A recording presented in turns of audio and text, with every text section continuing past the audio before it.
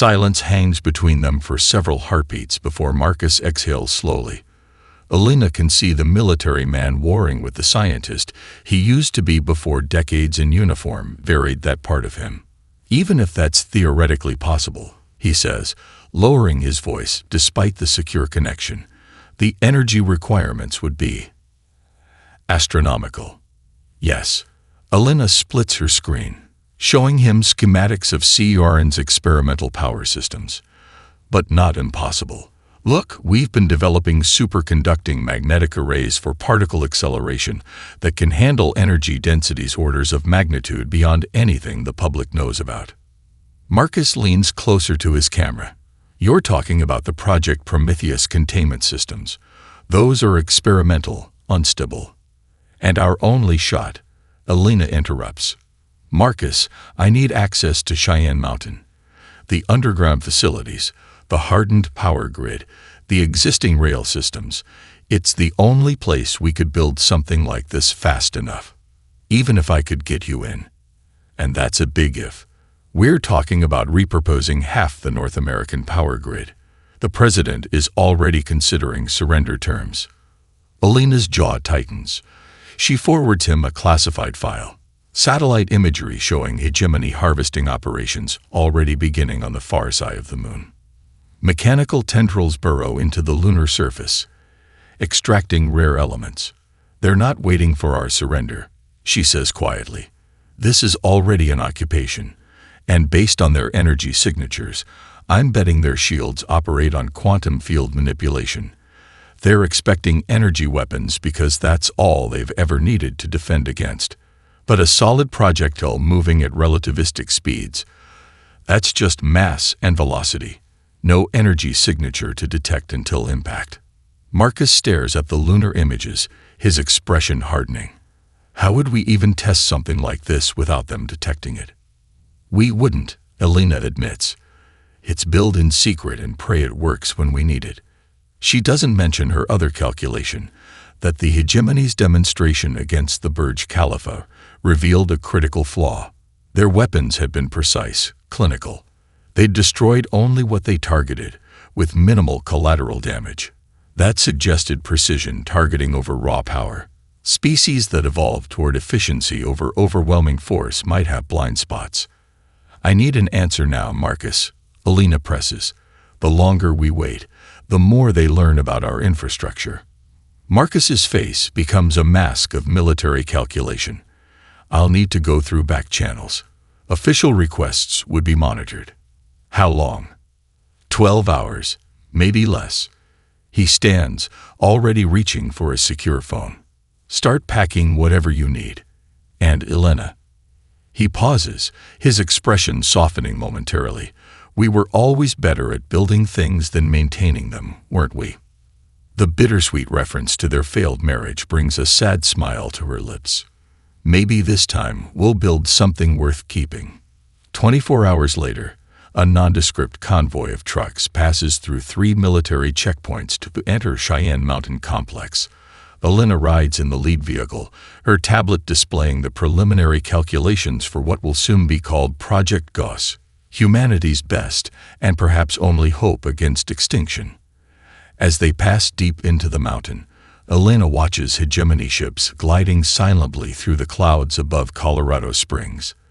They look invincible, untouchable. But physics doesn't care about appearances. At sufficient velocity, even the smallest object can shatter the mightiest shield. The human race has 9 months to prove it. 2 weeks into Project Gauss, the underground facility has transformed into a hive of desperate innovation. 3 shifts work around the clock, sleep-deprived scientists and engineers pushing themselves beyond exhaustion. The mountain's interior has been hollowed out further, creating a 2-kilometer acceleration chamber that descends at a precisely calculated angle. Alina examines a holographic model of their current design, her eyes bloodshot from too many stimulants and too little rest. The electromagnetic coils that line the chamber glow red in the simulation, indicating failure points. The field containment keeps collapsing. She mutters, more to herself than to Sanjay, who stands nearby manipulating material simulations. We're trying to create magnetic fields that have never existed on Earth. That's because they probably shouldn't, Sanjay replies, running a hand through his unkempt hair. The power requirements are insane. We're trying to bend physics to its breaking point. Major Tanaka emerges from the fabrication lab, carrying a twisted, half-melted coil. Third burnout today. The superconducting materials can't handle a flux density. She tosses the ruined component onto a growing pile of failures. If this is our best hope, we might as well surrender now. The tension that's been building erupts. Maybe you'd prefer that, snaps Sanjay. Since when do soldiers give up? Since we started fighting an enemy with technology thousands of years beyond ours. Tanaka fires back. I've seen their ships up close during recon flights. They toy with our best jets like they're insects. Enough. Alina's voice cuts through the argument. This isn't just theoretical physics anymore. It's survival. We either solve this or we're extinct. From the corner, Leo looks up from his workstation. The teenager has been unnervingly quiet, spending most of his time immersed in the hegemony data they've managed to intercept. Maybe we're thinking about this wrong, he says softly, his voice carrying a confidence that belies his age. We keep trying to match their tech, but that's not how humans win.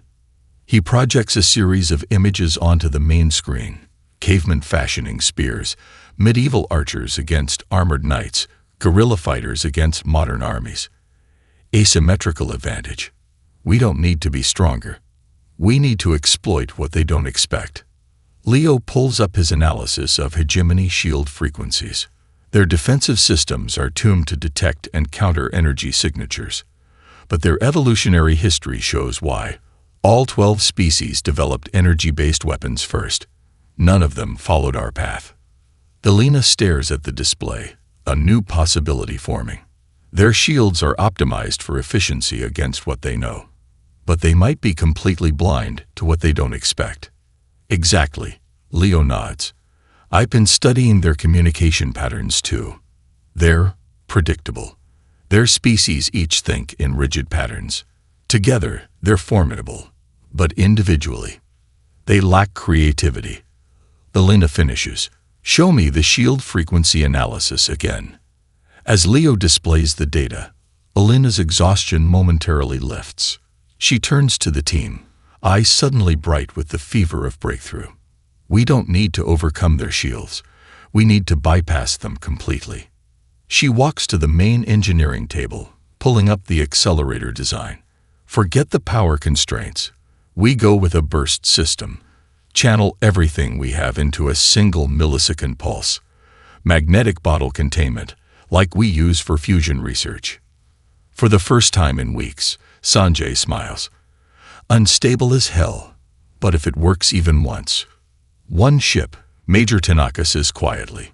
One shot to prove it can be done. Alina nods. Then let's stop trying to build a perfect weapon. Let's build a proof of concept. Across the facility, the mood shifts. They're no longer attempting the impossible. They're finding the exploitable, as humans have always done when facing superior force. The countdown to their first test begins. The control room falls into stunned silence as the monitoring screens display only expanding debris where the hegemony scout ship had been moments before. Alina's hands tremble as she grips the console, her mind racing to process what they've just witnessed. Telemetry confirms impact. A technician finally reports, her voice unsteady. Projectile velocity maintained at 0.1 c through target. Continued trajectory puts it, leaving the solar system now. General Williams stares at the screens, military discipline barely containing his shock. We just killed a ship full of beings who've conquered galaxies, with what amounts to a very fast bullet. Physics doesn't care about technological superiority. Alina says, her scientific detachment providing a shield against the enormity of what they've done. Mass times velocity, the oldest equation in warfare. Sanjay rushes in from the engineering bay, face flushed with excitement and terror. The electromagnetic coils are completely destroyed. The heat sink modules literally vaporized. But it worked. He grabs Elena by the shoulders. It actually worked. Before celebration can truly begin, Leo's voice cuts through the intercom, panic evident despite the static. We have a problem. Big problem. The Hegemony Communications Network just lit up like a Christmas tree. I'm picking up what looks like emergency protocols. Fleet mobilization orders. They're coming. All of them. Marcus immediately takes command. How long do we have? Leo's voice trembles, based on dimensional jump signatures. 3 days. Maybe less. The reality crashes down on them. They've proven their theory correct, demonstrated humanity can hurt the invincible hegemony. And now they've triggered the full might of an interstellar empire with only a single-shot weapon to defend Earth. Elena addresses the room, steel entering her voice. We need to recover everything from the prototype. Every scrap of data, every performance metric. Sanjay, I need a complete breakdown of why the coils failed. They didn't just fail, Sanjay responds, pulling up diagnostic data. They performed perfectly. Once, the magnetic flux density literally tore the atomic bonds apart. We need materials that don't exist on Earth. The facility alarm suddenly blares, red emergency lights pulsing throughout the complex. A security officer's voice comes over the speakers. Perimeter breach. Multiple hegemony dropships detected. They're landing troops outside the mountain. Marcus grabs a secure phone. I'm calling in everything we've got. Every combat-ready unit within 500 miles. He looks at Elena, his expression grim. They must have had a backup scout in orbit. They know exactly where we are. Elena makes a decision. Download everything. All research data, simulations, test results. Everything. Encrypt it and transmit to our backup sites. She turns to Sanjay. You said we need materials that don't exist on Earth. What about materials that exist in hegemony ships? Understanding dawns on Sanjay's face.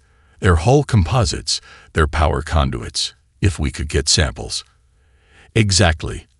Elena nods, looking toward the surface where alien troops are landing. They're bringing the materials we need right to our doorstep. Marcus catches her meaning immediately. You want to capture their technology. In the middle of an assault. Not capture, Elena corrects him. Salvage. After we show them what humans do when cornered. She activates the facility-wide communication system. All personnel. This is Dr. Reyes. Prepare for ground defense protocols. And anyone with engineering or material science background. Prepare for field salvage operations. As security teams rush to defensive positions, Elena stares at the monitor showing the approaching hegemony forces. The aliens had expected to find frightened scientists. Instead, they would encounter the most dangerous thing in the universe. Humans with nothing left to lose and everything to fight for. Let's make this count, she says quietly. We won't get a second chance. The stolen hegemony shuttle breaks atmosphere over the Pacific, descending in a controlled but erratic pattern to avoid detection. Inside, Elena clutches the bulkhead as Sanjay wrestles with the alien controls, his hands still shaking from their narrow escape. They're scanning for us, he warns, eyeing the shuttle's sensor display. 3 hegemony cruisers in high orbit. Elena doesn't answer. Her mind replays Tanaka's last stand in an endless loop. The Major's determined face as she shoved them aboard. Her steady hand as she aimed at the environmental systems. Her final salute before the Martian facility erupted in flames. Another name to add to the growing list of sacrifices. ETA to Cheyenne Mountain. 7 minutes, Sanjay announces, his voice cracking with fatigue. Assuming we don't get vaporized first. Elena forces herself back to the present, carefully removing the voidweave sample from its containment unit. The material shimmers with an internal light, its lattice structure unlike anything terrestrial metallurgy has produced, a perfect molecular arrangement that somehow conducts energy without resistance, even at extreme temperatures. This is it, she whispers, the key to continuous fire capability. But the data chip in her pocket might prove even more valuable. She inserts it into the modified tablet Leo had prepared, watching as alien encryption gives way to human ingenuity. Kralvoss's tactical database unfolds before her. Shield frequencies, formation patterns, response protocols. The collective military wisdom of a civilization that hasn't faced a serious challenge in 20 millennia. My God, she breathes, scanning the information. They're so rigid. Every contingency planned for, but no room for improvisation. Sanjay glances over. That's our advantage. It's our salvation, Elena confirms. They've optimized their tactics against known threats, but they have no protocols for a species that keeps changing its approach. The shuttle rocks violently as proximity alarms blare. A hegemony energy pulse passes just overhead, illuminating the cabin in eerie blue light. They'd spotted us. Sanjay banks hard, dropping the shuttle into a steep dive. Elena activates the emergency transponder General Williams provided, broadcasting the authentication code that should, if Earth still stands, prevent human defenses from shooting them down. Get us home, Sanjay. Whatever it takes. As the shuttle plummets through cloud cover, Elena continues analyzing the tactical data. The hegemony's response to the scout ship's destruction had been massive but predictable, exactly as their protocols dictated. Their pursuit of the Mars infiltration team followed established patterns. Every movement, every decision made according to millennia of refined doctrine. And therein lay their fatal weakness. Mountains appear on the horizon as Sanjay pushes the shuttle's engines beyond safety parameters. Elena spots the telltale signs of Project Gauss's surface facilities, now expanded into a sprawling complex of power generators and auxiliary buildings. American flags fly above hastily constructed barracks and vehicle depots. They've been busy in her absence. Something's different, Sanjay notes as they approach. The defensive perimeter. It's massive now. Elena sees it too. Dozens of anti-aircraft emplacements, hardened bunkers, camouflage netting covering huge areas. Her heart lifts at the sight of human resilience. They hadn't surrendered. They'd dug in. As the shuttle begins its final approach, a transmission breaks through on military frequencies. General Williams's voice, tense but controlled. Dr. Rice, if you're aboard, authenticate immediately. We're tracking 3 hegemony warships on approach vectors. Elena grabs the comm unit. Authentication Alpha Tango 70. Marcus, we have the material. And something better, their playbook. Every tactic, every response pattern. We know how they think now. Static crackles before Williams responds. Then get your ass down here, Elena, because we're about to need every advantage we can get. The shuttle touches down amid a swarm of military vehicles and personnel. As Elena steps onto Earth soil, clutching the void weave and the data that might save humanity, she looks up at the sky. Somewhere up there, the hegemony battle cruiser is already en route, coming to finish what the scout ship started. They have less than a week to build a weapon that can stop it. Leo's voice breaks the silence that follows the battle cruiser's destruction. They're broadcasting on all frequencies, audio and visual. It's chaos. He patches the signal through to the control room's main screen. The feed shows multiple hegemony command centers across their empire, insectoid Mithrid officers gesticulating with multiple limbs, crystalline Croton vibrating in distress patterns, serpentine Vexhall coiling and uncoiling in agitation. Their perfectly coordinated hegemony has been thrown into disarray by something unprecedented. The loss of a capital ship to a primitive species. Translate. Elena orders, still clutching Tanaka's helmet. Leo's algorithms process the alien languages in real time. They're arguing about how to respond. The Mithrid Science Directorate is demanding analysis before action. The Croton War Council wants immediate extinction-level bombardment. The Vexhall Diplomatic Corps is suggesting isolation protocols. Leo looks up in surprise. They're afraid we might spread. Spread? General Williams asks. Our technology. Our methods. Leo's eyes widen as he processes more transmissions. They think we're a mimetic threat. that our approach to warfare might contaminate their established doctrines. Elena exchanges a glance with Sanjay, who is monitoring the MPD's cooldown cycle. "They're right to be afraid," she says quietly. "We've just proven their technological supremacy isn't absolute." Sanjay's diagnostic display shows critical stress in multiple MPD components. "We bought time, but at a cost. Primary acceleration chamber is warped. The heat expansion exceeded tolerances. Coolant systems are at failure point. We need at least 48 hours before we can fire again." "Will we have 48 hours?" Williams asks Leo. The teenager studies the intercepted hegemony communications, his face grave. "No. They've reached consensus. The Croton faction prevailed. They're mobilizing their grand fleet, 300 ships minimum. Arrival estimate: 62 standard Earth hours." Elena moves to the central holographic display, pulling up designs they've been working on in parallel with the primary MPD. "Then we implement Phase 2 immediately. The MPD mark I was never meant to win the war, just to prove our concept and buy us time." She expands the schematics, showing miniaturized versions of the MPD technology. "With the Voidweave superconductors, we can create smaller, more efficient units, less powerful individually, but with continuous fire capability and minimal cooling requirements." Williams studies the designs. "These could be mounted on naval vessels, aircraft carriers. Anything with sufficient power generation capacity," Elena confirms, "and we use Kralvas's tactical database to position them where the hegemony least expects.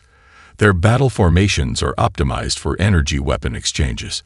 They've never planned for defense against attacks from multiple vectors with kinetic weapons." She brings up a global map. "I need immediate secure communication with every major nation's defense ministry. All ongoing conflicts cease as of now. Every industrial facility capable of precision manufacturing diverts to MPD production. Every power plant on Earth prepares for synchronized surge capacity." Williams nods, military pragmatism overshadowing geopolitical concerns. "I'll connect you directly with the Joint Chiefs. They'll coordinate the international response." As the control room erupts into frantic activity, Elena takes a moment to stare at the view screen, still showing the expanding debris field that was once the pride of the hegemony fleet. The artificial meteor shower has become visible worldwide, streaks of light reminding humanity of both alien threat and unexpected hope. She turns to Leo, who continues monitoring hegemony communications. "What are they saying about us now?" The teenager looks up, his expression a mix of fear and pride. "They designated a new classification for Earth. We've been upgraded from primitive pre-integration species to acute existential threat." Elena allows herself a grim smile. "Good. Now let's earn the title." Outside the mountain complex, the night sky darkens as power is diverted to manufacturing centers worldwide. 48 hours to prepare for the battle that will determine humanity's fate. 48 hours to transform a proof of concept into a global defense system. Major Tanaka's helmet has been placed in a makeshift memorial shrine near the MPD control station, a silent reminder of the cost of their progress. Beside it, a handwritten note in Elena's precise script. "The prototype proved we can fight. The MPD mark, I proved we can win. What comes next will prove who we are." Aboard the International Space Station, now reinforced with hastily installed Voidweave plating and converted into humanity's orbital command center, Elena watches the battle unfold through holographic displays. The hegemony fleet's initial formation had been perfect, a three-dimensional lattice of ships positioned to maximize overlapping energy weapon coverage. That perfection lasted exactly 8 seconds after Earth's coordinated defense began. Russian Pacific Fleet reports direct hits on targets 7 through 15, reports a communications officer. Brazilian orbital platforms have depleted primary ammunition, but confirmed 23 destroyer-class vessels neutralized. General Williams studies the tactical display, where red icons representing hegemony ships continuously wink out. The Chinese lunar battery is performing beyond expectations, Recalibrate our firing solutions to account for their increased rate of fire. Alina observes the aliens' response with scientific detachment. They're attempting to adapt. Formation Delta 7. They're shifting to present their strongest shields toward the major MPD concentrations, which exposes their flanks to our secondary positions, Williams notes with grim satisfaction. Predictable, just as Kralvoss's tactical database indicated. Leo, monitoring hegemony communications from a nearby console, suddenly straightens. New development. Their command structure is fracturing. The Mithrid science vessels are pulling back against orders. The Croton war masters are accusing them of cowardice. Alina zooms in on a cluster of larger vessels at the fleet's center. They're not accustomed to losses on this scale. Their entire military doctrine assumes technological superiority and perfect coordination between species. On the displays, the elegant hegemony formation dissolves into smaller tactical groups as individual species begin prioritizing their own survival over collective strategy. Some vessels attempt to combine their shields for mutual protection, while others break formation entirely, seeking to escape the relentless kinetic bombardment. They're trying to adapt their shield technology on the fly. Sanjay observes from the engineering station. Energy modulation patterns changing. They're attempting to create some kind of diffuse field to deflect physical objects. Alina nods. Expected. Phase 3. General. Williams gives the command without hesitation. All MPD units switch to secondary firing mode. Across Earth and in orbit, hundreds of magnetic accelerators simultaneously adjust their configurations. Instead of solid projectiles, they now generate concentrated electromagnetic pulses, specifically calibrated to the frequencies identified in Kralvoss's data. The effect is immediate and devastating. Hegemony shields flicker and fail as the precisely tuned pulses create resonance cascades through their energy matrices. Ships previously invulnerable suddenly find themselves exposed to the barrage of kinetic projectiles that follow. "My God," whispers a European Union representative, watching the carnage. "We're actually winning." Elena shakes her head. "No, not yet. This is just the first wave." As if confirming her assessment, Leo looks up from his communications array. Multiple dimensional rifts forming at the edge of the system. Second wave incoming. At least 200 more vessels. Williams turns to Elena. "Our MPD units are approaching thermal limits. The lunar batteries are down to 20% ammunition. We can't sustain this level of defense." "We don't need to," Elena replies, pulling up a new set of tactical projections. "Look at the second wave's composition. Mostly support vessels, civilian ships retrofitted with weapon systems. They're committing their reserves. Their best ships were in the first wave." She zooms in on a particular cluster of incoming vessels, and they're bringing their leadership with them. The Hegemony Council itself is aboard that command carrier. Williams studies the data, understanding dawning. They expected to watch our extinction from a safe distance. Now they're forced to commit everything. "Exactly," Alina agrees. "And they've just made their final mistake." She opens a channel to all Earth defensive positions. All units prepare for selective targeting. Prioritize their command carrier. It's time the Hegemony Council learned what happens when you cornered humanity. Leo suddenly laughs, a sound almost inappropriate amid the destruction, yet somehow perfectly human. They're transmitting a system-wide message. The Croton War Master is demanding to know how a pre-spaceflight civilization developed such devastating weapons. They think we must have had outside help. Alina allows herself a small smile. "No, we just had proper motivation." The Proxima Centauri system gleams with the accumulated wealth of 20 millennia. Orbital habitats encircle the planet in elegant rings, their architecture a testament to the Mithrid's mathematical precision. On the surface, crystalline cities rise from engineered landscapes.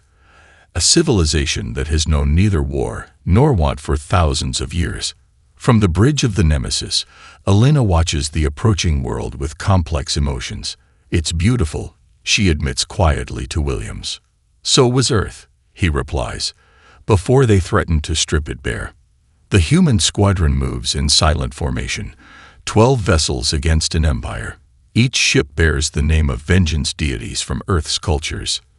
Nemesis, Kali, Sekhmet, Tyre, Huitzilopochtli, Hachiman, Mixcoatl, Morian, 8, Enlil, Shiva, and Aranes.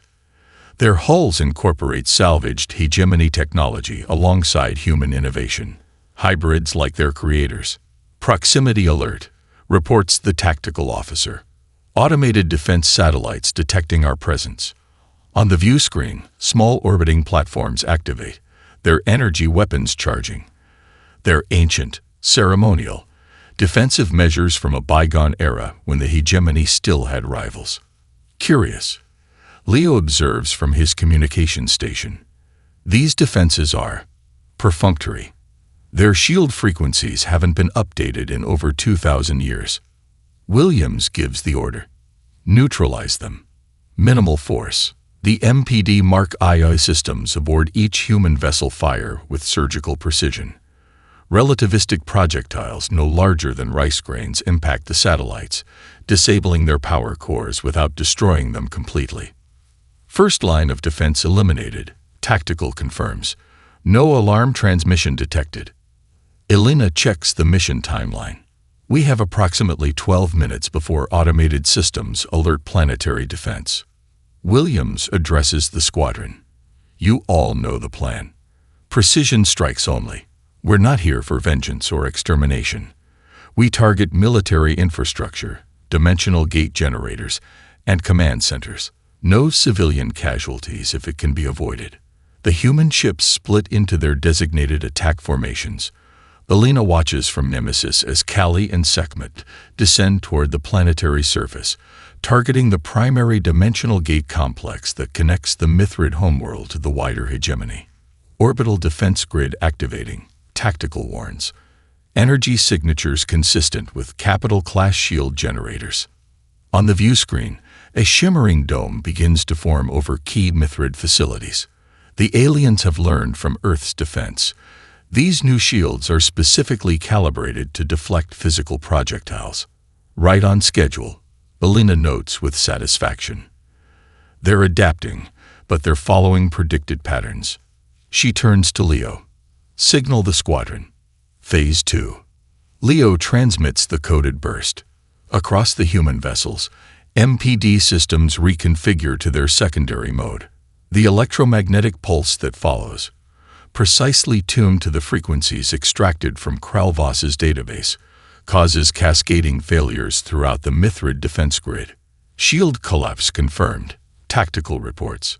We have a 12-second window. Williams doesn't hesitate. All ships execute primary targets. The MPD systems fire in synchronized sequence. On the planet below, key military installations vanish with surgical precision. Command centers, weapons development facilities, fleet coordination nexuses, not obliterated in spectacular explosions, but simply erased, the kinetic energy of the impact so focused that collateral damage is minimal. Mithrid emergency channels activating. Leo reports, monitoring alien communications. They're in disbelief. Their translation algorithms can't process what's happening. Elena studies the tactical display as the human squadron continues its methodical dismantling of the hegemony's military infrastructure. They built their society on the assumption that superior technology equals invulnerability. They never considered that innovation thrives under pressure. An incoming transmission cuts through the bridge speakers. A Mithrid science director, its compound eyes vibrating in what human synopsychologists had identified as extreme distress. This action violates all civilized protocols, the translation blares. You were offered integration into the hegemony. Primitive species are not permitted to possess such weapons. Helena opens a channel to respond. We didn't ask permission to defend ourselves. We didn't develop these weapons to impress you. We built them because you left us no choice. As Nemesis banks toward its next target, Elena adds quietly, And we're not finished teaching you about human determination. As the treaty displays finalize on the crystalline surface before them, Elena studies the reactions of each council member. The silicon-based Croton has fractured along stress lines, their equivalent of perspiration. The methane-breathing Vex Thul's respiratory sacs pulse with irregular rhythms. Even the normally impassive quantum collective interfaces flicker with calculation anomalies. They're afraid, not merely diplomatically cautious, but existentially terrified. There is one matter we must address, the Mithrid speaker says, compound eyes fixed on Elena. Your technology, the magnetic Projectile Devastator. The treaty stipulates limitations on its deployment, but not on its evolution. Elena exchanges glances with her team. Sanjay subtly nods. They had anticipated this concern. You fear we'll continue developing more powerful weapons, Elena states simply. It is not merely a question of power. The quantum collective harmonizes. It is a question of approach. Your species creates through destruction. You advance by conflict. Your technological progress accelerates under threat. This is unprecedented in our experience. Leo, who has become their xenopsychology expert, steps forward. You're concerned that even as allies, we might destabilize the hegemony's technological stasis. 20,000 years of peace, the Croton representative crystallizes. Through controlled advancement, predictable innovation, your species achieves in months what others require centuries to develop. Elena considers her response carefully. The negotiations balance on this point. The hegemony fears not just what humanity is, but what we might become. The MPD technology will be shared with appropriate safeguards, she begins. But understand this, humanity will not accept artificial limitations on our innovation. We've survived as a species because we adapt. We solve problems. We find answers where others see only obstacles. She activates a holographic display, showing Earth's history, cave paintings giving way to written language, stone tools evolving to quantum computers, tribal conflicts developing into complex diplomacy. Your civilization achieves stability through technological control. Ours finds stability through constant change. Different paths, but neither inherently threatening to the other, unless you make them so. The quantum collective processes this, their crystalline matrices humming, a dynamic equilibrium rather than a static one. Fascinating, unprecedented, but possibly viable. The Mithrid speaker's antennae twitch with what xenolinguists had identified as reluctant acceptance. Then let us add a final provision. Annual technological exchange summits, supervised innovation partnerships, your creativity, channeled constructively. Acceptable. Elena agrees, provided such exchanges flow both ways. Earth gains access to hegemony biotechnology, dimensional physics, and terraforming capabilities. As the final terms are codified, the Croton representative approaches Elena privately, its crystalline form shifting to facilitate lower-frequency sound transmission. What prevents you from using these weapons against us once we've shared our knowledge? What guarantee do we have of human trustworthiness? Elena studies the alien being, recognizing the fear behind the question. The same guarantee you offer us. Mutual benefit. Humanity didn't develop the MPD because we crave destruction. We built it because you threatened our existence. Remove the threat, offer partnership instead, and you'll find humans remarkably cooperative. And if another species threatens you in the future, will you respond with similar creativity? Without hesitation, Elena answers honestly. But those who treat us as equals have nothing to fear. As the treaty ceremony concludes, Elena reflects on humanity's journey, from first contact shock to becoming the hegemony's 13th member species. Their weapons had opened the door, but their ideas would transform the galactic community. Outside the Hall of Eternal Dominion, crowds of various hegemony species gather, some protesting, others curious about these strange new allies. A group of young Mithrid academics has formed a human studies consortium, already analyzing Earth's histories with fascination. They're studying us, Sanjay observes. Good, Alina responds. Because we're studying them too. That's the human way. Learn, adapt, improve.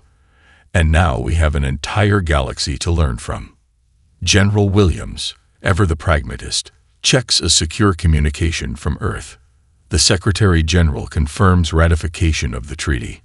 We're officially part of the hegemony, on our terms. Not just part of it.